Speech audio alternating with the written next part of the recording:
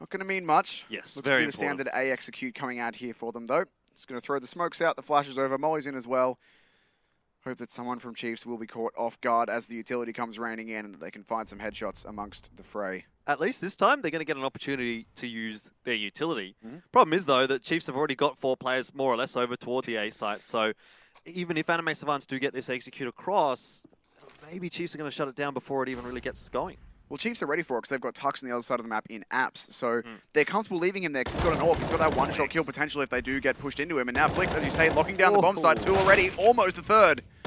Texter's going to line 2 up as well. Doesn't quite get the second player as Panic does trade things out. But the damage is really done here. And the Chiefs will close out another round. Anime Savants, they set themselves up with an execute, but didn't really come to fruition. It's actually not bad that they did manage to bring it down to a 1 versus 2, though. Considering that there was 4 players stacked on that bomb site when they hit it, that's not bad for them, but they still can't convert too much. And now they're going to go back onto the pistols. As I was starting to say there, it won't really be applicable in this round because there's no AWP saved for Tux. But when he's in apps like that, if you have a rifler, then maybe they get overwhelmed. But with an AWP, you're confident of that player getting 1 kill and then being able to fall back. And now Dizzy knows that they have pistols, and Dizzy likes nothing more than farming frags with the AWP. She's going to be looking for him. That's a nice quick flick. Yep. Definitely on the ball tonight is Dizzy. All Might, well, he had a really, really good opener to these 2 maps. I wanted to say series. It's not really a series. It's 2 best of 1s, but he hasn't been able to transition that form from the first half of Train into the second half of Train, and nor has it really come to fruition here in the first half of Mirage either. Anime Savants are lacking a little bit of, I would say, pizzazz here on the Mirage T side. There's just nothing that's really seems to be working for them. No one's really stepping up big. No one's having a massive game. And if that's the case, Chiefs are going to be the better side, and obviously they are the better side, but Anime Savants, they need someone to stand up massive here. They need Panic to have a great game. They need Juices to really do something amazing with the AWP. We're just not seeing that right now from Anime Savants. Does actually got a team kill there somehow. Did get the kill onto APOC in the end, but now Texas got the read onto Vanilla. And over the edge of this smoke, I think he's going to have a pretty good angle on it. Dizzy's still hitting shots here. They're just running into his crosshair. Dizzy's the sort of AWPer who's more than happy to take those. And now Vanilla's in a very tough spot. He's about to walk straight into one of these rifles. He's not even looking the right way. Texter sprays him down. Easy for him. Juices 1v4, but there's already AWPs on this side of the map, and Tux waiting for him if he does actually get down. No bomb in his possession either, so he's just got to go for this play. And there's Tux. Nice, easy spray down for him. Easy conversion. And Chiefs, it's all looking too easy. They find the massive holes left in the Anime Savant smokes. More than happy to take the frags through them. And we thought they were going to learn after Duz went down to that shot from Dizzy. Unfortunately, Panic cops it this time. Yeah, 4 guns through from the last round as well for Chiefs. Their money is starting to build up. It's not too crazy just yet. They will at least have another buy through should they lose this round, which seems unlikely. But yeah, things are starting to get a little bit worrisome now for Anime Savants as they haven't been able to get anything done past the pistol in the 2 subsequent rounds, which, you know, is the obviously expected result off the back of picking up the pistol. And Chiefs, as soon as the guns have been in their hands, they look like the far better side. APOC just checking the angles, doesn't actually go down. A great shot hit by All Might.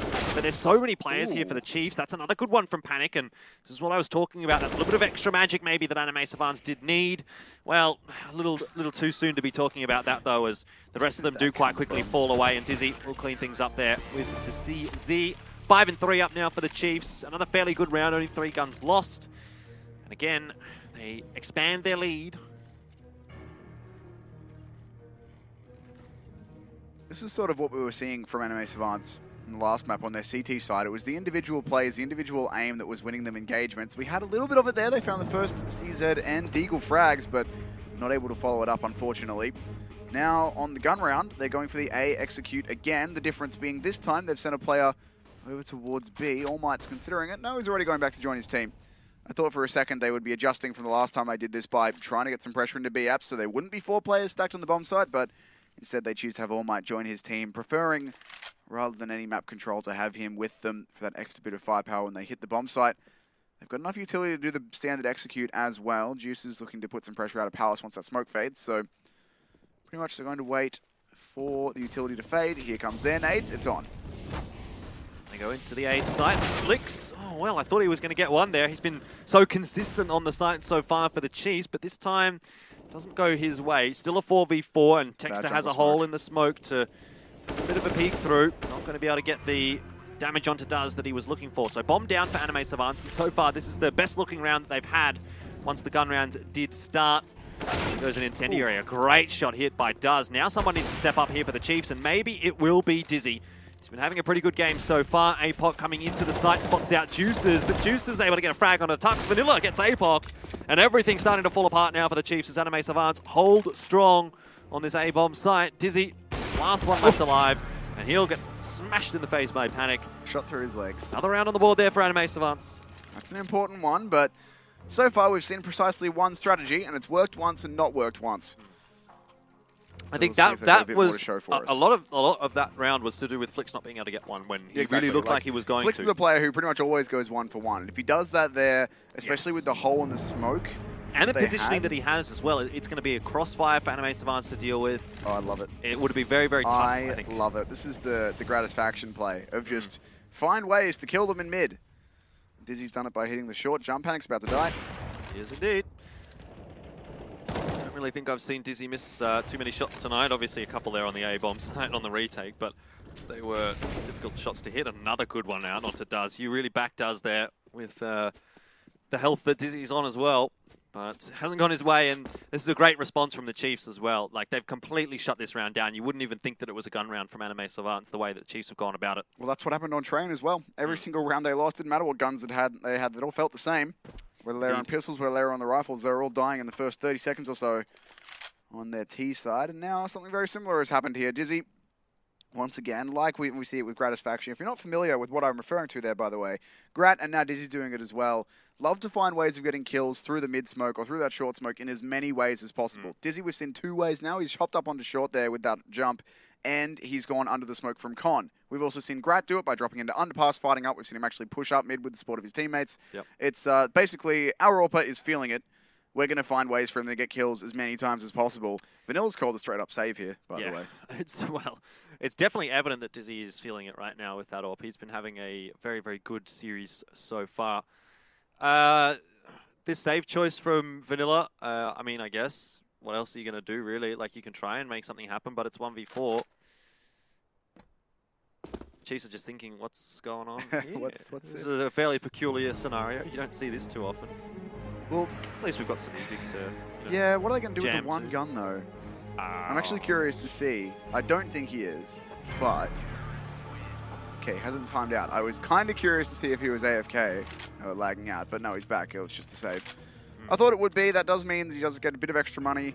Well, actually, doesn't get a bit of extra money. He has a bit of extra money. You get no money for surviving, but they're able to buy. They can drop a gun out, and that means they do get a bit of a mixed buy together. They get 3 AKs out of it, which is not bad. Flix will have a gun drop for him. It's an M4, so 4 rifles in the AWP. Chief's not feeling the real need for that double AWP when Dizzy's hitting as many shots as he is. Where's he going now? Okay, now a standard mid-hold from him. But everyone from Anime Savants going over towards B. Only briefly checking unders as well. There's some nades to hold them back. And Tux, he has been left anchor on this B-bomb side a lot of times. And he's done this pretty much every time. He's going to get caught out in apps here. We'll have to call for the rotates. He's not going to make it out past the molly. Yeah, very, very tough. Not being able to spot those players out. APOC was too far away to really pose any sort of threat to Anime Savants. Couldn't help his buddy out. But APOC, if he just spammed through that smoke, oh, it could have gone so well for him. If it was Lan, he would have shot at that. The crowd would have helped him. Anyway, Anime Savants will be happy with that, and Tux will not be so happy with that, as he won't be playing any more part of this round. There's actually a decent bit of info that APOC's getting here, because the gamble that Anime Savants are taking, right, is if you catch someone pushed that far into the apartments by themselves, you generally gather that they're a solo player and they're trying to do it so they can get an advanced angle for anchoring and for info to call their teammates over. So killing Tux, they're gambling that Chiefs have rotated multiple players in, and they'll be falling off. That's a bit of a whiff flash. There you go. They're gambling that Chiefs will be rotating multiple players in. Now they're gambling that they've waited around, they're going off again. But APOC hasn't moved. It's 2 players on each bomb site as it's beat. And now the frags need to come in, but Dizzy's found 2. Dizzy is still here, still lurking, still waiting for some more kills. APOC inevitably will go down, but the time is not favouring Anime Savants now as the rotation has been able to come across from the Chiefs. Dizzy with 2 excellent frags to open things up, and had he not hit those, then I think the bomb site would have really opened up quite a lot easier, but Dizzy's just hitting everything. 3 kills for him now. I think he's, what, on 15 kills? For this half so far. Yeah, 15 to 5. Great conversion rate for Dizzy. Every single time he looks like he's going to get a shot across, he does get that shot, and Anime Savants are finding it so difficult to deal with that AWP. even despite getting the opening frag in that round 10, this was something we talked about a little bit on Train, those conversion rates and that kind of thing. Well, that's not so good there for Anime Savants, at least in that aspect. I think they played themselves a little bit too much there, trying to draw essentially what was a double fake almost without moving. They wanted Chiefs to leave the site, or they wanted them to come to the site and they wanted them to leave because they hadn't heard anything. And they tried to find the weakness, but goodness me, panic. I'll talk about that in a second if this round gets any more dangerous, but Text is here and he's mopping up. Okay. What I was going to say is Chiefs are a team that are perfectly confident trusting their 2 players on each bomb site to anchor. They're not a young and experienced team who are going to over-rotate 4 players onto the bomb site because they think a hit's coming. They're just going to have 2 players there on each site, get the info, and then once they know the push is actually coming, they'll rotate. So Anime Savants, all they ended up doing was giving Chiefs more time to get Dizzy in and watching the short. That one, not much really happened. Oh, those boxes have changed. Actually, yeah, there used to be a ladder there. Yeah. That's why we're getting caught out. Unlucky. Yeah, unfortunate for the Obs. International Superstar Observer, by the way, tonight on AUNZ Champs. Not sure if anyone knows, but you might have seen him MC. at IEM Shanghai. Kind of a big deal, but he's hanging around with us tonight. Here on hanging with the plebs. Yeah. But Anime Savants, they get the first pick, but Flix, he's been having a lot of success from the, sort of that palace balcony, underneath balcony position. Dizzy again, chiming in with 1, always seems to be there, causing a problem, but well, this position from Texter, this is really going to put a spanner in the works. Vanilla spots it out, but Texter has the shots. Needs to be aware that there's a player behind him, and he is. Oh, the timing is so good. So bad if he juices, but now it's All Might. 1 versus 3. Bomb nowhere near him. Does grab that first frag, but now he has to beat out Dizzy at long range. Not a favorable duel at all. Dizzy's just going to rejoin Texter up there with the bomb. Perhaps not. He's actually going to rotate around. Well, the spam was close, but Texter's better through the edge of the smoke. Texter's really starting to step up now as well for Chiefs, 16 and 6. So he's thinking, oh, well, Dizzy, you're getting a lot of the accolades here. Let's throw some of that my way. Thanks very much. At the moment, I'm still going to give it to Dizzy. He's got 1 more assist and 1 less death. So Dizzy #1 MVP right now. Bad luck, Texter. Should be having that many assists. That's too far down the rabbit hole. 9-4 though for Chiefs. Things are going very, very well for them here in this first half. It took a little while to get going, I suppose, given they lose the pistol. But really, when you look at it, it's 9 rounds to 1. And Anime Savants haven't really gotten the ball rolling at all. Chiefs have taken very deep apps control with the utility usage there. Vanilla takes almost actually going down. I was going to say a big chunk of damage, but he nearly falls to the spam from Tux. And Tux has now spotted out that first player. Flix has found a kill onto Panic as well. That's the A-bomb site lurk down once again. And now it's just the eco frags in the bomb site. Tux 2 and a third. APOC gets involved as well. All too easy. Anime Savants go jumping into the rifles, and predictably it doesn't go well for them. Chiefs have all the money in the world. They could all buy, what, M249, the most expensive gun in the game now? Yeah, they could all buy those and still be fine. My gut reflex is to say Negev, but the Negev's just been so cheap for so long. Valve, please. Yeah, well, we're still not seeing it, so don't think we'll ever see it, regardless. I don't think it's not formally banned. I think it's just everyone's like, it has maybe 2 uses for about 20 seconds in 1 round, and you're stuck with it. You kind of wouldn't really want it at the end of the day. It's too niche. It's a good shot from Juicers, but Dizzy's still able to get damage done. APOC won't find the trade there, looking through the smoke, and that will allow Juicers a little bit more positioning up into mid. Saying that, however, still a player advantage for the T side. Spotted out Panic there as well. Now the nades go out into mid. Wants to be an A hit here for the Anime Savants. Vanilla wants to go over and try and find Texter. Might actually be able to do it, but no, Texter adjusts too fast. And now Flix has found a nice sneaky position on the bomb side as well. Does give himself away with some bullets, but it's a 2 versus 4 for the last round of the half. 2 versus 3 though. Oh, Texter. Jesus. And he's going to get this corner Juicers as well. Never mind. I thought he would. He had the perfect line and everything, but not quite going to go his way. APOC will get the job done. 11-4 at the end of the first half. Things are looking good for the Chiefs. Let's see how good it will be after the break.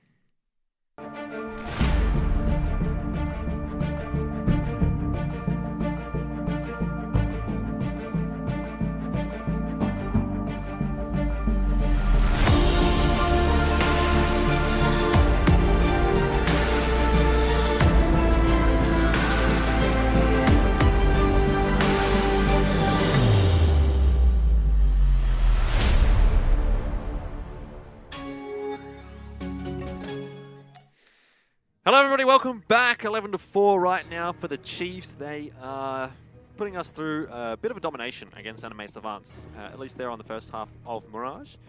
Tale of two halves, though, perhaps. If Anime Savants are able to get something done on their CT side like they did on Train. Don't know if it'll be enough, though, Tim. 4 rounds, not much to play with. Pistol goes the way of Chiefs here, and I think we're in for a very, very quick map. Duz is playing the ninja. He's got a smoke and a kit, and he's sitting on the box. He wants him to plant in front of him and then go for it. He's going to hold his fire. He's going to let him plant and then try and defeat. No, I lied. Oh, Spots wow. the opportunity for the frags and does find the first 2 headshots. That's really good stuff from Duz. 3, in fact. Now it's all down to Tux, 1v3. Indeed, indeed. And Tux, he's going to go down as well. Great round out from Duz. No one checking the sneaky corner. Really That's a little want him to unfortunate. ninja that. Yeah, unfortunate for Chiefs as well that it turns out like that because they got the opening frag. Great shot from Fleeks, but at the end of the day, Anime Savants will get another round on the board. Chiefs here will slightly invest, but they didn't get the bomb down though, did they? No, so they're going to invest here. Full invest for everyone except Dizzy, who's buys a deagle. So he's saving for the, well, kind of, I guess, half saving for the orb. Tuck's not really invested too much, but everyone else going to go for a bit more money spent. Panic goes charging up mid though, looking to make some easy cash, and he will find 2 quick frags. Juices already has the line into underpass as well. There's no shadow that's made by you if you stand here, so easy frags. There's a few players where that sort of player will give you away, or a few places I should say, like if you're standing on Cat in Dust 2, your shadow can be spotted from CT for instance, but there's no shadow there. You're more than happy to stay on top and not get spotted out, and it's easy anti-eco frags for Anime Savants in the end. So Chiefs, the T side was most questionable on Train, and they're getting 5 rounds. Here 5 is all they need, but you'd want to think they don't want to give Anime Savants too much. No, I mean, this round you're not going to be seeing too much out from the Chiefs unless they pull some sort of wonder round out. I mean, they might. Potentially. Not in terms of the buy, though. One would think not. Oh, yeah. Dizzy, though, opens up onto Juices. If someone gets Panic here, then it's real trouble for Anime Savants. But Duz is going to be there to back him up. That's all's well that ends well for Anime Savants. Soon, TM. Oh, no. Oh, Panic. Come on, dude. He wanted it. He's like, Don't alright, my really deagle's think out of you're in a ammo, position to guys. be There's doing no that other yet. options. Okay, so that's the pistol rounds gone, and Chiefs now have the guns. Let's see if Anime Savants are going to be able to do something a bit interesting here, or if the map is going to kind of fall away in the favor of Chiefs. Let's see. Anime Savants on their T side ran about 2 strats. The one they use most is what Chiefs are going for now, or a modified version of. In fact, I lied. It's just one player putting pressure towards A with utility. Mid being taken as well. Juice is looking for an AWP frag, not going to be given it. There's a double stack here on short coming out from Anime Savants. So they are going for a very mid-heavy setup here. They've got players inside con, 1 in jungle, 1 on short, and they've got to try and flash Panic off this line here. The flash not going to hit him at all. Gets the frag and falls away through the smoke. That's a great start for the CTs here. Well, Panic missing the shot, punished for it. What is that? Flex steps up with 2, and now Juices has a fairly important role to play in this round, just backing out, keeping himself safe, but it's 3v3, and Chiefs kind of have control of the side. Unfortunately, the bomb still needs to be retrieved, so perhaps for Chiefs, the better idea is even to just disengage this and go back to square one. Unfortunately, they don't really have a clear path out unless they want to give up all map control. It's not quite safe to go through jungle yet and try and work their way through to B. It'd be quite risky to just run back over there because they can assume that there will be an anchor, which there is. Vanilla now questing it out. And the real big problem for Chiefs here is there's no utility at all. So they're going to have to plant for something that won't be smoked off. It won't be for CT because they haven't cleared CT. They're going to plant safe, make sure that no one is able to shoot them while they're planting as well. It's going to be all 3 players approaching from CT here, and Juices has somehow found 2 AWP frags. I don't even know where they came from. Yep, no idea at all, but he's managed to make magic happen. Now it's Texter's turn. See if he can stand up, and unfortunately not. There's 2 players to deal with, and can't get either of them. Anime Savants will turn it to 8 rounds for themselves. Where the hell did those frags? I don't even know where. I thought all the Ts were over towards, like, jungle, so unless he jumped up on ticket and found the quickest double of his life. Don't know. Couldn't tell you. It'll be pistol and armor out for the T side. Some utility. Something we haven't really seen too much of from either side here is exploiting the fact that Mirage's skybox is now just one big thing. You can smoke anywhere from anywhere. Top mid smoke early on will force Juices out, go for the timing shot and miss it, but still multiple smokes left to be used for the Chiefs. Let's see where they put them. That's going to be the real interesting thing about this round is how Chiefs are going to utilize that utility. Because if they can utilize the utility, get themselves in some sneaky angles, get themselves close, weapons that they do have can get kills against Anime Savants, and Chiefs look like they want to set themselves up for a B play here, a B split perhaps. Bombing apartments, few in mid. Anime Savants reading it fairly well though, as they've got 2 players anchoring the site. They've got one really quite close for the rotate. Have a look at this though. Does has been spotted. He'll be traded out. That's a 1-for-1 now. Just Vanilla on the bomb site. He'll go down as well. And suddenly things start to look a little more dangerous here for Anime Savants. Juices is going to be trying to watch that cross, but no one from Chiefs will make the mistake. That's 4 versus 3 with Chiefs. Bomb down on the bomb site and a couple of guns in their hands to hold off this retake. That's 2 fouled flashes there from Juices, which will hold them back. Chiefs save 2 smokes as well. They go for the take dry, just managing to distract the 2 side players, split their attention, and grab both frags. Those smokes going to buy them a lot of time, gives Texter all the space he needs to get to this exact position and grab that frag. Now it's all on to Panic as 2 quick kills come in. He's going to be backing off and trying to hold on to this AWP as best he can. I think he will just about get out. Dizzy can't quite find the angle. Panic's going to challenge it here and try and find that shot. They can't find it. Dizzy will grab it and be able to get himself an AWP for free. And just like that, Chiefs. I thought the setup was good for Anime Savants, but Chiefs managed to split their attention between Short and Apps. Take them down by getting up mid with the early smokes. And that's where those smokes went. If you did miss it, they had smokes to take mid and then save 2 to lock off Market. They fought site, cleared site, didn't touch Market and just smoked it off, forcing the CTs to come from that angle. Yeah, pretty good round out from Chiefs. Interesting to note, Duz is playing Glass Cannon M4 now. Doesn't have any armor. Does have a defuse kit though. And a lot of utility. Yeah, so I don't actually know if he thinks he has armor. I'm not sure. But whatever the case is, he doesn't, unless it's some sort of graphical HUD error from the new HUD, which I suppose could be possible, but maybe. I feel like it's unlikely. For now, All Might, just having a look into Nope, the that's connector. no armor. There you go. The more you know. See if it makes any kind of a difference here at all. Maybe not. Maybe it will. Chiefs, though, getting control of mid. Well, Duz is actually playing potentially first point of contact here. He's not going to be able to have... And what you need in this position is a prolonged spray battle to get like 2 or 3 kills. He's not going to be able to do it. He's going to get knocked down as soon as they pick into it. It's all gone wrong for him. Aim punch. Unfortunate. Anyway, 1 kill goes the way of Chiefs. 4v5. Not much utility at all for Anime Savants here. Not much money at all for them either, so pretty critical round for them actually. If they do lose this one, Chiefs are going to start to run away with things. It's kind of the breaking point now for Anime Savants. Tux has got himself a jungle. Good trade. All Might does get 1, but 1 is not enough right now for Anime Savants. They need unanswered frags, and they have been able to get that courtesy of Juices with the orb there, but Tux close with this flashbang. Does he know that Panic is close? Ooh. He does not. Walks into the trap that was set by Anime Savants, but with 20 seconds on the clock, this is starting to look a little bit dire now for Chiefs. Need to get that bomb down. They don't really have an easy way to do it. This is going to be risky, but they have to plan. They are going to manage to cross the side safely. Juices is probably going to spam this one with the orb, but they will manage to force it back, and APOC actually finds that frag. Now Critical. It's more doable. Panic with the orb, looking for the shot onto Dizzy, but gets off the line, walks straight into the angle that Dizzy is holding, and now that puts Vanilla into a dangerous, tough situation. 1v2, APOC will hear him and will get the shot across, but I think it was Dizzy in the end that closed the kill out. 13-8 up now for Chiefs. Money's reset for Anime Savants. You couldn't really think of a worse position to have your money reset here, I don't think. Nope, that sucks pretty bad. It's very rough for them indeed, but Chiefs just managing to work their way out of all of the tough situations that they end up in. Somehow managing to convert that 2 versus 3 fraction of not over-aggression, I guess, just too much respect given to the angles. Panic, he was about half a second from getting what looked like it was going to be a 1-dig, but Tux clotheslines him. Yeah. Not a great start for the force buy here for the CT side. Tux setting up the hills hoist to top mid.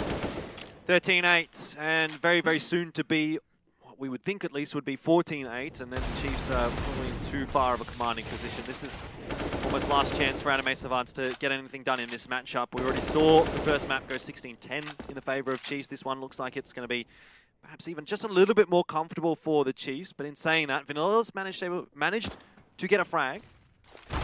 Juices, unfortunately, doesn't manage to survive there on the A-bomb side, and that really opens things up. Good work from Texter. Very, very solid map out from him so far.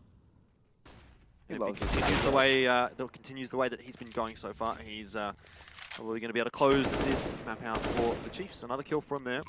Does in a 1v4. It does have an AK. Pretty important that he can take this AK through, but chances of that seem fairly slim. Certainly do. Tex is on the hunt as well. Well, these aren't quite eco-frags. They're close enough for Texter to get stuck well in. He's already found himself 3. He'd love the 4th. He is working his way in through market as well. Just going to get away behind the pillar here, but certainly looking for the timing and will find that opening frag. Now, Dizzy's committing. That could have been expensive, but the Chiefs aren't really going to care at this point. They got money. Exactly that. They do grab themselves their 14th. And they know that Anime Savants have got no money at all, so every kill that they get is much more impactful than the kills that Anime Savants are able to get. An investment here from the CT side, not a great one, but you're down 14 rounds. You kind of need to, unless you want to play for overtime, which evidently Anime Savants are not particularly interested in, because their next buy, should they lose this, is going to be much the same as this one, rather than a fairly decent buy, but Panic not able to get anything done there with the scout. And the Chiefs get control of mid. Do or die, essentially, for Anime Savants. They need something here, and Flix might be caught out by this close angle. He's backed off. I don't even think he saw him. I think he did. Either Judging way, by we'll that. back out. Yeah. Either way, smokes for middle and for top con. It's going to give the Chiefs some room to work into connector, potentially take the fight towards short, then get up short if they want to. It's the difference between throwing the bottom con smoke and top con. Bottom con does allow you some control, but you can't fight short until you're on it. Whereas with the top connector smoke, you can actually work your way into con. It actually is missed, so that's not a problem because Tex is there with a headshot. Easy. 1 for 1 though, as Duz was able to find a frag, but B-bomb side is where the action is going to happen. Dizzy will go down to Vanilla. 2 very important frags out from him. Does bring it back to favourable for Anime Savants, although I speak too soon. Texter is still alive. You get rid of Dizzy, you think, phew, we've done it. Nope. And, well, you kind of need to get rid of Texter as well at the moment because they're both kind of equally matching each other in terms of impact for the Chiefs right now. Juice is on the rotate, but 2 UMPs up against 2 AKs. The flashbang is great there for Flix as well. Good work from Texter. And the Chiefs now in 1v2, looking for match point. They'll get it. Just going to grab it as well with the spray. Too easy. 3 kills for him. Easy on total now. A lot. 8.5. A lot, yes, correct. 26 total. Having a great game for himself. Dizzy right behind at 25. 15-8 now, looking pretty easy for the Chiefs. And pretty much all of our predictions were backwards. We thought it would be a closer second game than first, but Chiefs have looked better here than they did on train, admittedly. You can talk about that being them being slow to warm up. You can talk about whatever you like. But nonetheless, it's still looking to be like this one may well be 16-8 here. These force buys have not worked for Anime Savants in the rest of this game, and it would be very important that one does now, but either way, 7 straight needed for overtime. They barely got any so far. Juices gets overwhelmed as well. Yeah, tough position for him really to get anything done there, but he really needed to, didn't he? As all these frags going the way of the Chiefs, they walk their way into the A site. The only loss that they suffer is APOC in mid, and Texter locking down connector. Gets one before being traded out. It's just Vanilla now in a 1v2. Seems Chiefs are keen to close this map out as they do aggress onto him. Someone from Anime Savants has already left the server, so that's not good. I guess that shows the confidence for the CT side right now, but let's see what Vanilla can do. Obviously tough for him, but he does have a smoke, he does have a kit, so some time to play with. But not going to happen. Dizzy's there, and that's going to be the map shut out by the Chiefs. The series, the 2 best of ones, shut out as well, 2-0. And a pretty solid 2-0, I think, tonight for the Chiefs. Last week we were saying, oh, you know, they got into an overtime against Ground Zero, maybe not what they would have wanted. But I think that's more what you expect in line from the Chiefs there. 16-10 to 16-8. That's a good result. Yeah, that's more in line with what we'd expect. Unfortunately, not in line with our predictions. I don't think anyone was perfect on either of those 2 games. But actually, no, Ian was got perfect on train. Damn, he was too. Yeah. But regardless, the 2-0 as we all thought it would be, and Anime Savants did look. I mean, their CT sides were reasonably decent, but their terrorist sides were unfortunately found very much lacking up against the dominance from Chiefs. And admittedly, in train, part of that came from the double AWP a lot of the time, but Chiefs used it, I think, 1 round, then lost it, then decided that just Izzy was good enough, and he was. He carried that half. Yeah, absolutely. It's a very, very good week for Chiefs. I mean, there's a lot of talk about who's the best team in the region right now. I don't know what you're sort of thinking, Tim. But Chiefs is definitely in there for contention. A lot of people are throwing their name in the hat, and so if they can have a really good season here, you know, maybe win another season. They are obviously the winners of the last season of AUNZ champs. That could be quite a big push forward for them in terms of, you know, stepping up everyone's theoretical rankings. Not that there is necessarily like a rankings here in AU that is. I think it's like, too early yet. Like, we're only just back from off season, but I would certainly put Chiefs top 4. Yeah, they've definitely 100%. been doing well, and they've definitely been making inroads and that kind of thing. They're definitely back into contention, at least for that placing. But for now, guys, we're going to have to go to a break. It is going to be a little bit of an extended one because we're waiting for Greyhounds to finish off one of their other matches that they are playing, because this series has gone so fast. We're about half an hour ahead of schedule, so we'll have maybe a 20-minute break or so. We'll be back with Greyhound versus Ground Zero when Greyhound are ready. Now, Dizzy, so let's see what he can do with that. The answer is not a whole lot. Vanilla has a beat on him. 4 kills so far for Vanilla in this map, and he's doing... Yeah, that's a nice angle, actually. He was under the short smoke there, and the molly not going to force him out. Does walk straight. Either he gets a kill and they go A, or he goes down and they either commit or they rotate. Just sort of play towards top mid, but they're not going to be calling out, and that is the bomb gone. With an AWP, you're confident of that player getting 1 kill and then being able to fall back. And now Dizzy knows that they have pistols, and Dizzy likes nothing more than farming frags with the AWP. He's just going to be looking for him. That's a nice piece of smoke. I think he's going to have a pretty good angle on it. Dizzy's hitting the short jump. Panic's about to die. Yes, indeed. Goodness me, Panic. I'll talk about that in a second. If this round gets any more dangerous, but Text is here and he's mopping up. Okay. What I was going to say is go on to Panic as well. That's the A bomb site lurk down once again, and now it's just the eco frags in the bomb site. Tux 2 and the third. APOC gets involved as well. All 2 easy. 2 versus 3 though. Oh, Texter. He's going to get this corner juice as well. Never mind. He's going to hold his fire. He's going to let him plant and then try and defeat. No, I lied. Spots the opportunity for the frags and does find the first 2 headshots. That's really good stuff from Duz. 3, in fact. Now it's all down to Tux, 1v3. Indeed, indeed. And Tux, he's going to go down as well. Great round out from Duz. A bit more money spent. Panic goes charging up mid, though, looking to make some easy cash, and he will find 2 quick frags. Now it's more doable. Panic with the AWP, looking for the shot onto Dizzy, but gets off the line. 1v2. APOC will hear him and will get the shot across, but I think it was Dizzy. Duz was able to find the frag, but B1 side. Try box. Stairs. Nothing great ever happened without a witness. Oh, you guys saw that? With the power to capture comes the need to share. Check this. Followed by the eyeballs and loud mouths chomping at the bit. That was nuts. The fate of the game rests in your hands. Check this out. No. Oh my God. Leave nothing to chance. Game, record, and stream without compromise. Only on Intel Core i7.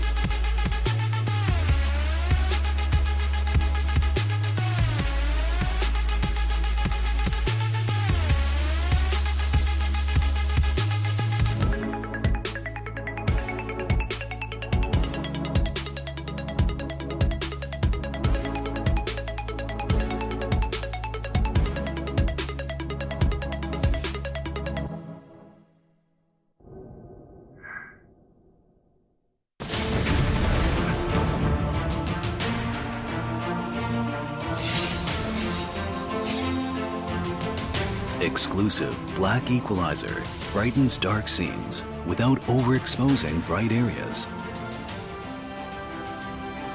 Use the S switch to quickly access the setting and switch between save modes.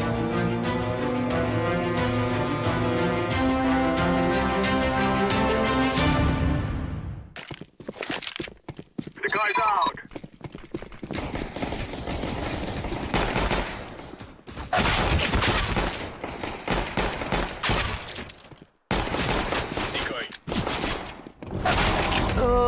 That was beast.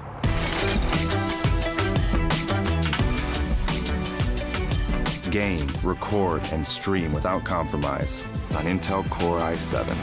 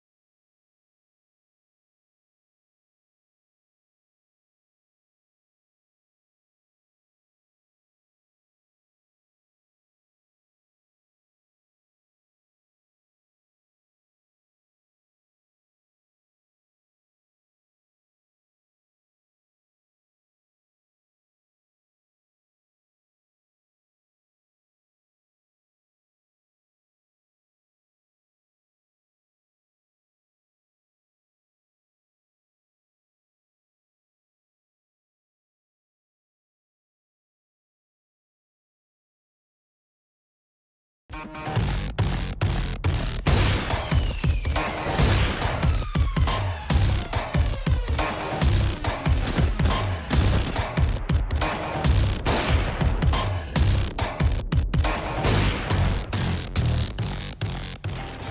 everyone, welcome back. It is time for another match here in the UNNZ. It's alright, we got it. Reroll, AUNZ reroll. champs. We'll just rewind. Hello everyone, welcome back. It's time for another match of the ESL AUNNZ Championship here tonight in week 2. First try. Yeah, first try. I got it. I nailed it. Ground Zero versus Greyhound. Now I'm going to have to be very careful about this one because last week when I was Ground watching Zero versus Groundhound. No, last week when I was watching Ground Zero, Groundhound I was is fabulous. I kept saying Ground Zero. Oh, sorry, I kept saying Greyhound when I was trying to say Ground. Started off the start. It's absolutely breaking my brain. So I apologize in advance to everyone for calling them the wrong team, and you'll figure it out. I probably won't. But that's who we've got, Greyhound and Ground Zero. Now this is going to be the first match for Greyhound in this season. This is going to be a struggle, man. Yeah, look, 0 win, 0 loss. That you team... You take it. You talk. I'll just try and compose myself. All right, Jordan needs a second. So Greyhound have... what the point we're trying to make here is that Greyhound have been postponing their games as they've been busy being international superstars alongside old mate MC. Right. So it's a tough life being the international superstars. So they postponed their games, therefore they're catching up. Now, Ground Zero have played a couple games. They did take the losses against Chiefs last week on Inferno and Mirage. So... debut for Greyhound here in this season of AUNZ Champs. I feel like they're going to have a pretty good time this season. Last season actually was a bit shaky for them. They didn't make it to the playoffs in the end, but that was due to, I think they forfeited like 3 different weeks due to being international superstars. Yeah, like that was less of the problem. Obviously they didn't get the season result that they would have really wanted. But you can kind of say, yeah, okay, they were overseas. They still made it to the finals. But if you remember at the finals, they got knocked out on the first day. That's what you were getting at. So that was definitely a disappointing result for Greyhound. I know that they would have expected to be in the top 4, which obviously they didn't end up managing to do. Obviously, no roster changes coming through from last season. This Groundhound, they've done it. I was like, that doesn't look like it's right. Thank you, production. The absolute madmen in production have done it. But yeah, this has completely ruined me. But yeah, like this is a very consistent roster. Like they haven't really made too many changes. Obviously, the most recent being the addition of Malta just prior to IEM Sydney, which kind of put them in a really good spot. They did really well at IEM Sydney. Then they went over to Dallas. Things didn't really work out so well for them there. Certainly not as well as it did at IEM Sydney. And then, they've recently been over to Shanghai to play IEM Shanghai. I don't think that really worked out too amazingly for them either. They didn't really get much done there. So I think it's been a little bit tougher for Greyhound in the past, say, couple of months. Yeah, it has. I mean, I was having this conversation the other night with a mate of mine while we were watching some CS, and he was saying that Australian teams just go overseas and get belted. And while that's kind of true, we're gradually getting belted less. Yeah. Like, last year, when we did actually have a team go overseas, they'd be lucky to win 6 rounds in an entire LAN, whereas now we're having teams actually get better and better. Close. There's still improvement, but moving on to their opponents, this Ground Zero team is a team that's picked up quite a few new players recently. Most recently, I think, Infrequent, then Kyoto are their newest pickups.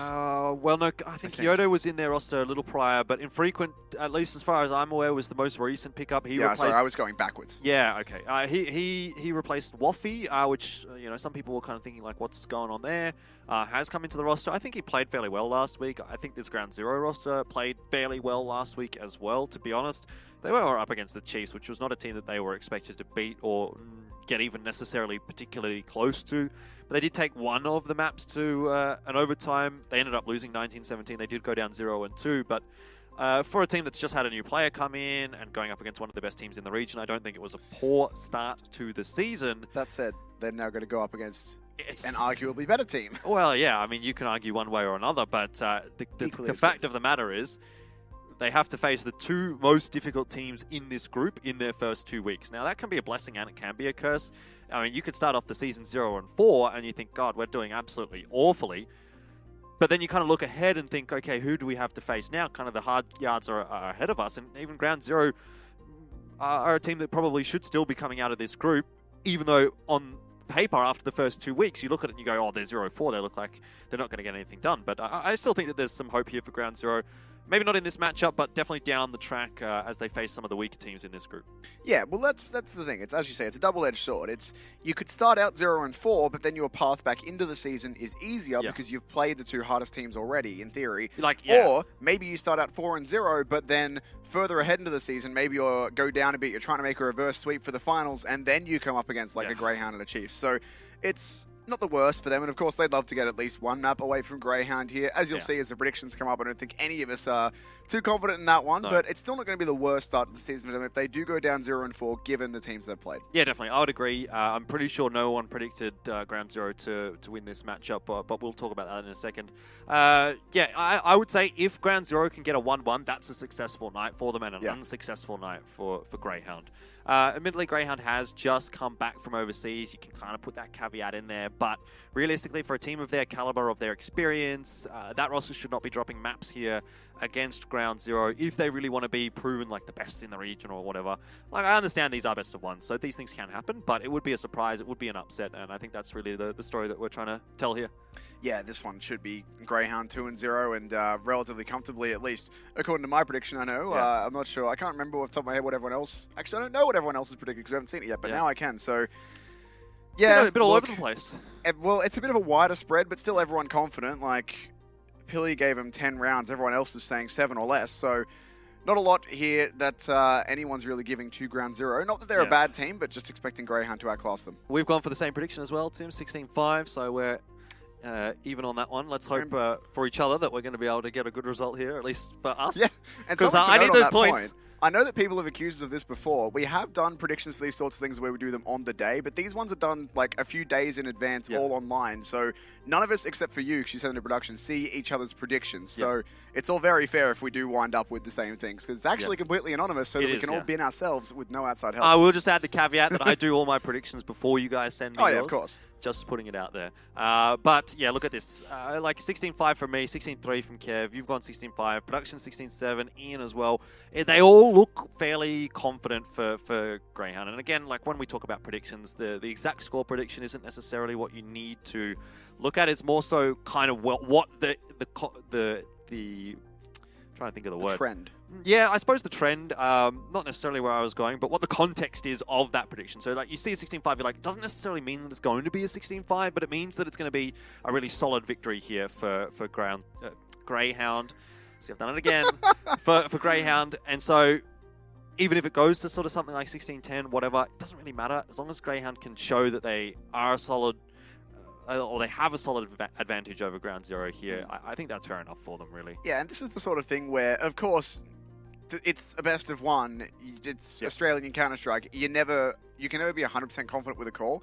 But the fact that our group of, I'd love to say field of experts, but, you know, like you and I barely. Judging by how our predictions have gone so far, like, you know, with production, 10 or so people who watch pretty much all of the Australian Counter-Strike that's played at the top level, and we're all sort of feeling the same way. It's like, it gives you a pretty good idea of what's going to be an upset and what isn't. Like, if it comes to a game where we're all split, all of our predictions are all over the place, then who knows? Could go either way. But it's this probably one, a 50-50 matchup. If Ground Zero come away with a win, I think there'll be a lot of people that'll be very surprised. Yeah, definitely. Look, but this Ground Zero roster, they don't have poor players on their roster. It's not like this should be an easy game, I don't think, for Greyhound, even though I've set a 16-5 prediction, which you probably think on paper like, oh, that's an easy game. Not really. I do think that there are good players on this Ground Zero roster. I just don't think that they're up to the caliber that Greyhound are at the moment. The other thing is score isn't everything. Like, if we're talking about going back to our first match of the night, that train game between Chiefs and Anime Savants, that was not close. No. As soon as the second half started, that was not a close game at all. But it was still a 16-10, which, while not the closest scoreline, still is sort of, you know, you'd say that was mathematically, obviously, it's a close game and like a 16-5 sort of deal, but you'd think that was a more hotly contested game, but it was really streaky.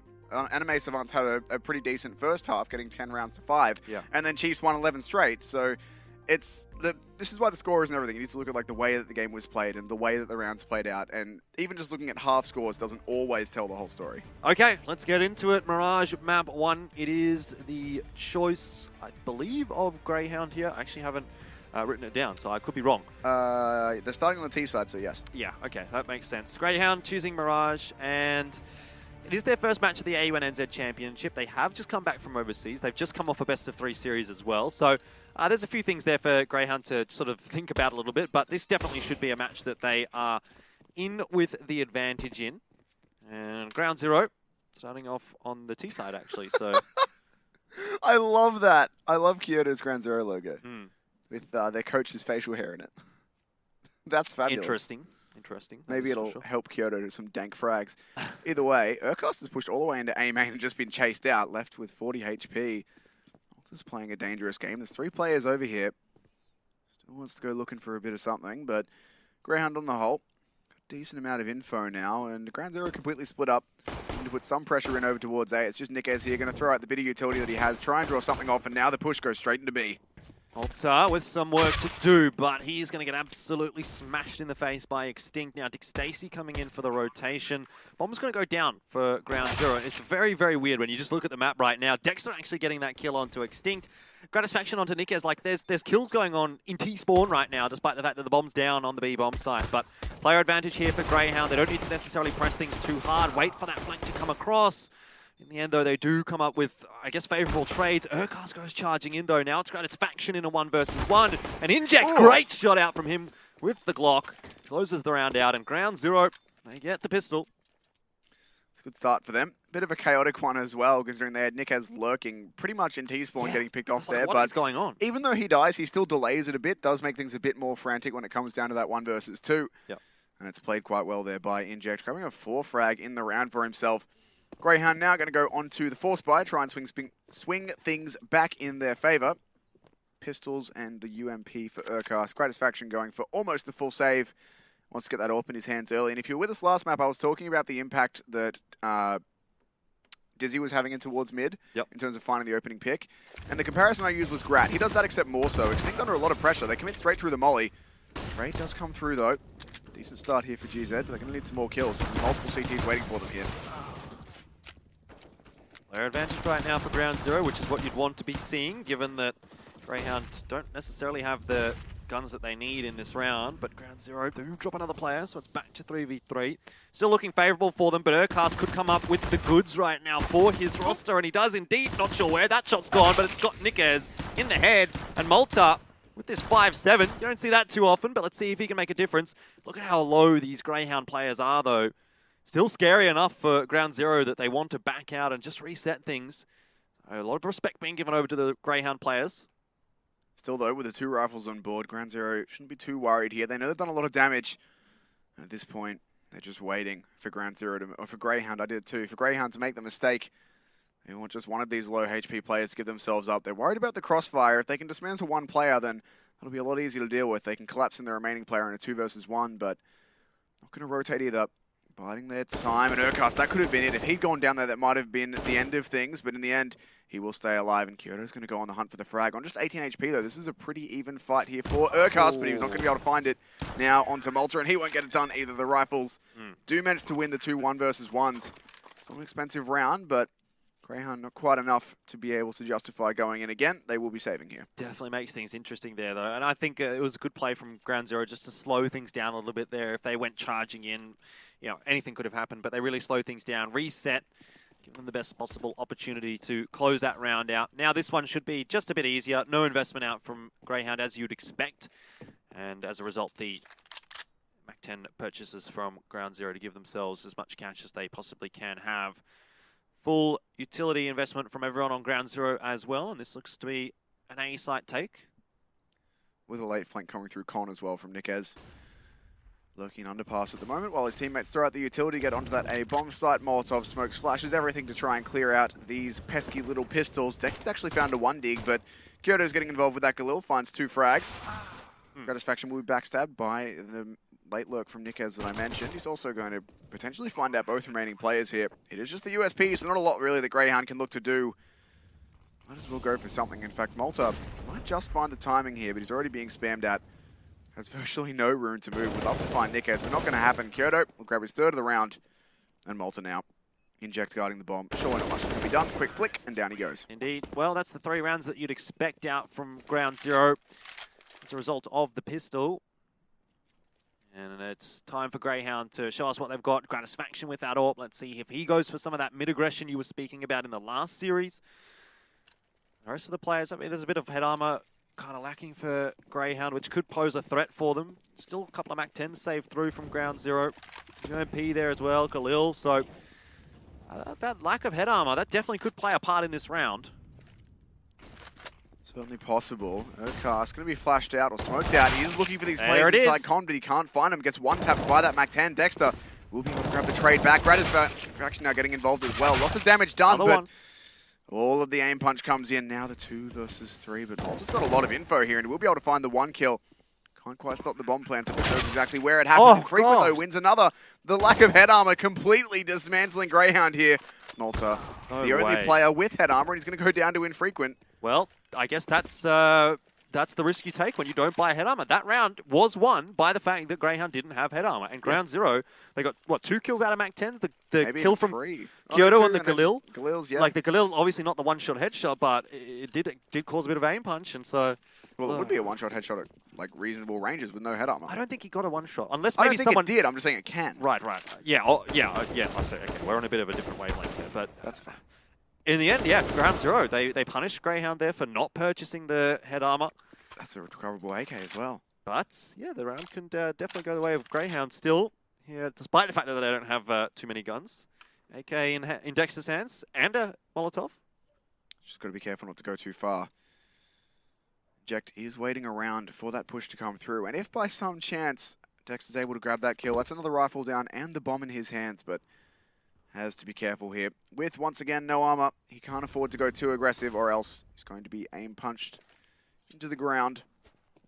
What a great situation to be in. But now they're going to push into him. This is a big chance here for Dexter. Well, he's down to 34 HP, which means he has been spotted out. So he'll just have to back up a little bit, change his position. Still needs to try and play aggressive with this AK because he really needs to have an impact before ground zero actually get into that site. If he can open this up, 1 or 2 frags, allow his teammates to kind of clean up the mess, because I don't think Dexter gets out of this one alive. But if he can really find the first frag of this push from ground zero, it could be the difference. Unfortunately for Greyhound, it's not going to be the case, but Urkast will get 1 with the 5-7. Through a smoke? Must have been something similar. The bomb's going to go down here for ground zero. They still need to be careful. It's 3v3. Damage can be done by Greyhound, and that's exactly what I'm talking about. Deagle now here for Gratisfaction, but he won't get too much done with that. But Urkast and Dick Stacey progressing on together, and it's a 1-for-1 trade. Oh, Urkast! Well, he hits the headshot. Does he have time? Can't hit the bomb. Yeah, Now he's I got can. plenty of time. Yeah, he's got heaps. Plenty of time. Well, that kind of means the last round is almost null and void. Like ground zero, they get a bit of a free one because of the head armor lacking for Greyhound, but then straight away, Greyhound get a free one there because ground zero just can't close it out against pistols. And that can be an AWP into Grat's hands as well. Big deal. Not in the negative sense. Like, I'm saying that is a big deal. That kind of came out wrong. Oh, big deal. Grat's got an AWP. Yeah, it's like, oh, big Nah. deal. Like, I don't care. I mean, like, the difference that makes, admittedly, they do all have around the $6,000 mark before they bought. So the difference that makes is in the utility. They've got 4 kits. Everyone's pretty much got full nades. And that's because of that dropped AWP, because no one has to invest nearly $5,000 in getting it. They're able to recover that one and toss it over. The buy does come out once again from ground zero. And this is interesting. They've got Inject back on the AWP. They've actually got 2 pretty capable T-sided AWPers here. Both Inject and Infrequent have been the main AWPers in previous teams, or previous iterations of their teams. That's a lot of impact they can have. But Grat is again here, looking for the gap in this smoke. Got to be careful not to give it to him. He's just going to wait for the flashes and then peek. This time, though, he'll miss the cross. He'll actually be in trouble here if they swing out wide for him. That's a great read from Infrequent. Very, very good. They know exactly how Grat's going to play that situation, and they outwit him entirely. Dex might just give up his life here as well. Ooh. Yup, does reign supreme there in the favor of Inject. So 2 frags initially, ground zero. Seems as though they've come into this map prepared. They must have been watching a few Greyhound matches and recognize, like you said, what Greyhound do tend to do. Gratisfaction in particular in mid. But Urkast does hold another aggressive angle. You might not expect that after Dexter was taken down, pushing into T-spawn. And that's been a little bit of the undoing, perhaps, for ground zero, as they're back to a 3 versus 3. Stacey spotting out Infrequent, doesn't really want to take that duel. Just wants to get back across here, but he will be able to slow down things. 30 seconds on the clock for ground zero.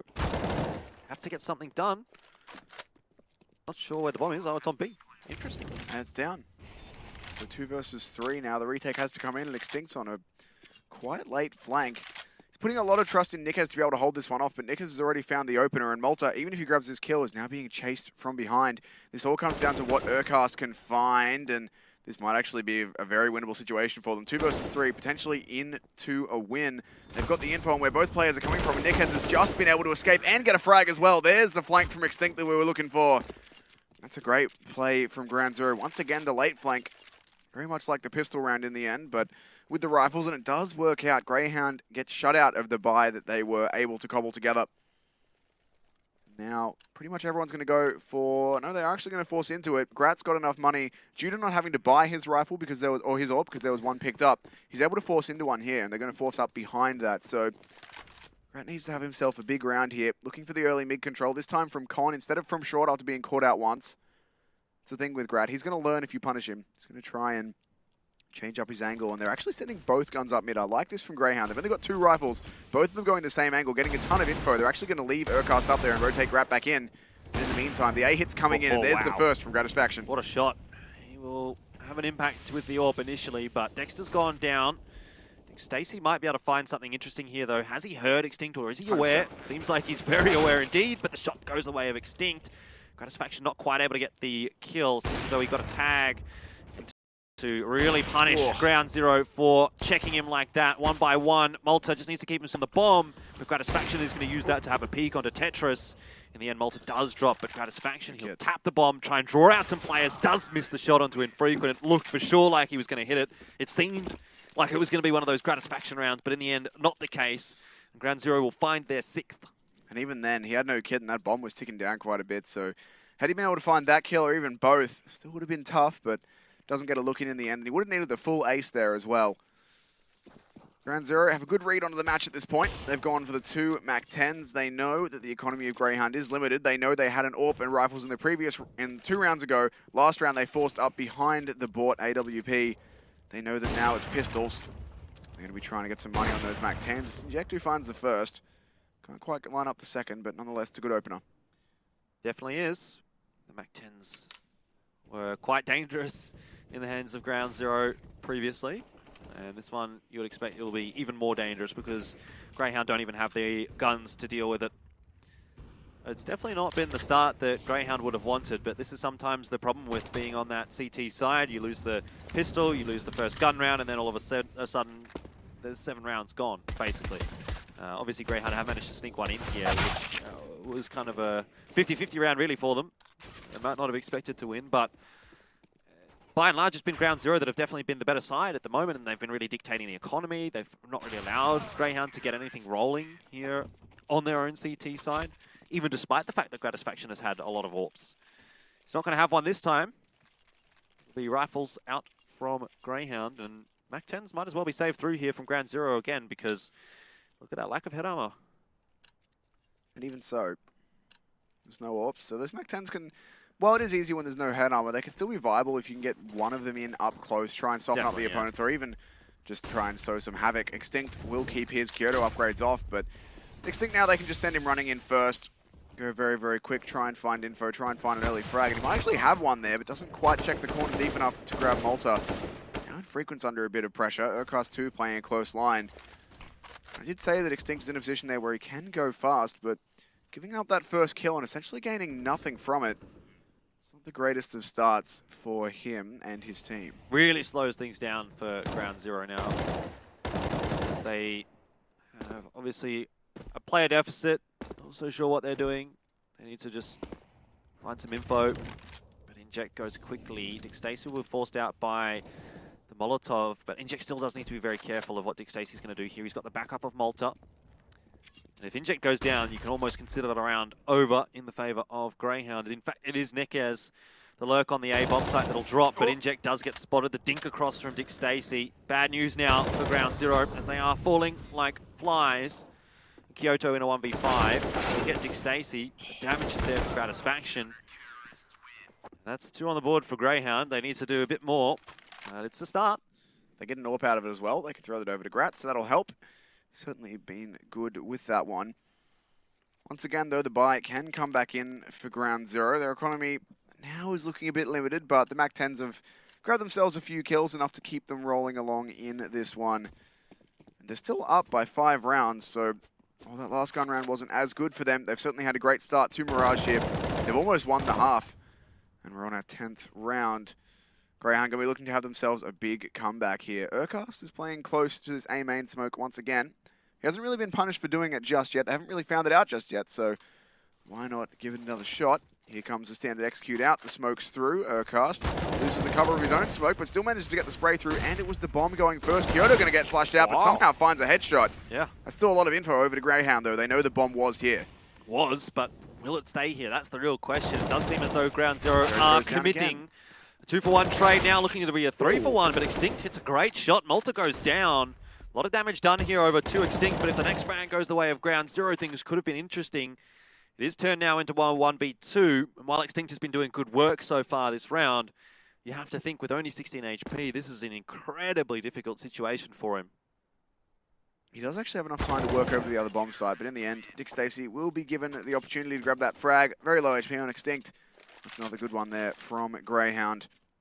They're starting to get more of a read onto the lurks coming out from Nickez as well, just realizing that he's going to be backstabbing them late. Looks like we will have a tech pause here. So we've lost someone on Greyhound. It's Dexter that's gone. But, how's that happened? Don't they live in the same house? I mean, doesn't stop something going wrong on his PC individually. No, unacceptable. All right, well. I'm going to be calling up... You can lodge a complaint. Call up Will Gray and be like, William mate, Gray. I've got some words for you, mate. Mr. William Gray even called it. He's going to, like, message us angry things later. I don't care. Or probably just you. No. He likes me. No, I think he likes me as well. I took care of his boys in Dallas. Me and Urcast were breakfast buddies. Oh, Mr. International over here. We were Mr. Dallas. We were so jet lagged. Every morning, we were both awake at like 5 a.m. So we'll be like the only people at breakfast. And I'd like sit down at my breakfast table and I'd be like, "Where's Urcast?" I'll like turn over, like look around my shoulder, Help. and then I'd just see him like, "Hello, elfish guy," kind of thing. He's got a very deep voice. That was a decent Urcast. Yeah, except he wouldn't call me elfish guy. He'd say elfish. I thought you were going to say he'd say Jordan, but no. Not on first name terms. Well, I can't pronounce his first name. That's exactly what I said. That's what I thought. As soon as I said that, I was like, well, good luck with his first name. Yeah, exactly. Urca. I don't think anyone calls him by his actual name. No, it's too hard. It's difficult. Go if you don't know what we're talking about, go on Hedgel TV and look up Urcast's name, and then just give it your best shot. I'm not smart enough for these things, but not Mongolian enough. Yeah, also true. I mean, looking back at the game, Greyhound have done all right to get back into things here. Well, yeah, I guess. It's a platform, I will say. They haven't really gotten back into things just yet. I mean, in they're my down, mind. what, 7-1? They've got another 2, and their economy is doing okay-ish. They are fully invested, but Grat's got a lot of money. Alex has been staying alive with this AWP. And the other thing is they're starting to get the read, like I was saying there, onto Nickez. Like, there was a couple of rounds where, it wasn't always Nickez, Extinct did it as well, but there's a couple of rounds where a Lurk's really undone Greyhound. Whether it was even in the pistol where they got that frag, it still delayed them getting to the bomb site. There was that 2v2 on B where the Lurk came in from short and managed to grab the final kill. And that round, it was an attempted backstab through connector during the retake, but they were ready for it and did grab the frag. So if they're able to get a read on what Ground Zero are doing and how these rotations are working out, then it might be better half from them at this point. I can't quite see what the money's at on all of Ground Zero there, but it's not amazing. Unless Kyoto and I can't even remember who I'm missing. The other player whose name I can't see. Inject, yeah. Unless Kyoto and Inject have a whole ton of money, which they won't. It's like just pops up as soon as XMZ. I say it. Yeah, they're not going to be able to buy too much here. Maybe drop a few PG50s out at Deagles, but unless they decide to full invest just to keep the pressure up, then this one should be a pistol round for them. Potentially an easy one for Greyhound, but we've seen pistol rounds go awry, or anti-ecos go awry many a time. Yeah, well, wouldn't be the first, would it? Wonder what's going on with old mate Dexter. Someone call him up. Now, I'm not sure that he is staying in the house permanently because I think he goes to uni. So I think he lives, is it Canberra? Honestly, I feel like it's Canberra. Don't know. I know he was here for a bit. In New South Wales? Well, Sydney. Sydney. But that might have just been, now that I think about it, I'm not sure if he was actually living here or if he was just here when his team was here for Lance. I believe that would have been, yeah, that would have been I don't know. I just know that a few of them turned up at our house a few times. We're like, oh, cool. Yeah. You guys in Sydney? And they all moved without saying anything. We're like, well, okay, cool. Thanks, guys. We didn't want friends anyway. Yeah. Still breaks my heart. I'm sure you'll be okay. None of them can hear this, so... Well, maybe if they watch the VOD, they will. Trash. They will hear it. Yeah, look, fair. Here's a tidbit that I learned the other day that I can't believe I didn't know. I've played, like, I don't know, 3,000 hours of CS or something, and this was something that escaped my notice that Ian pointed out to me the other day. Did you know that terrorist Molotovs and counter-terrorist incendiaries do different amounts of damage? Yes. I did not know that. I don't know how I missed it, but the CT incendiaries do less. Yeah, So on CT side, if you get the choice, it's better to pick up a T molly because it'll do more. And the T-mollies are cheaper as well. Well, that doesn't really make too much of an impact. I know, but it doesn't make sense, right? Because the CTs pay more for something that's worse. I guess, like, it's obviously an economic game and an economic decision and that kind of thing. But, yeah, like, when you just think about it in sort of, like, real-world terms, it's like, why would I be paying $600 for an incendiary when I could just make a Molotov for $400 and it's better? Yeah, but I think things really start to fall apart when you start. When I'm like, oh, should I buy an incendiary or should I make a Molotov? That's where things start to fall apart, at least when for you me. go, well, you're just like, should I buy a $200 pistol or a $5,000 sniper rifle? Or a $7,000 light machine gun? I'll be honest, or I feel a like $1,700 light machine gun. if we're talking about like real world scenarios, you're probably actually better off with a pistol than a $5,000 sniper rifle. Because I feel like the sniper rifle's going to kind of go a little bit more detective than just a pistol. What about the $1,700 LMG? I feel like it's going to be very low quality. It's made out of plastic or something. Or it's just as inaccurate as the actual Negev is in the game, and you're like, well, not using this for anything helpful. Well, I would hope not. Or it's a paintball gun or something. Have you ever been paintballing, Jordan? I've not, but I've been laser skirmishing. Oh, we should take you paintball. Paintball's better because it actually hurts. Yeah, you're like genuinely discouraged from getting shot, whereas in laser tag, it's like, well, whatever. In laser tag, you're punished by having to run back to the dude that shoots you and resets you. I don't know how. Oh, really? I've never played one that did that. In mine, the one that I did, which was like a long time ago, to be fair. Like if you got shot, your gun would like make a noise, and then you couldn't shoot, and you would just have to walk back to your base. And there was a dude sitting there with like a respawn gun, I guess you would call it, and he would like shoot you, and that would like turn you back on, sort of thing. I've done one that was like they had realistic guns, like they were the size and weight, or they were weighted to be actual guns. Yeah. And then you had to like run instead of a dude shooting you, you just had to run back and hit a respawn thing. It was set in an old retired jail, which was really cool. Good times. Mine was in a school. Now that I think about that would have been cool as well. It seems like probably not a good idea. And I don't think it would fly anymore. I'll be honest. But it was a good time. It was a good time when I was like 10. Speaking of good times, you know what else is a good time? When Dexter's back and we're doing it. I love it.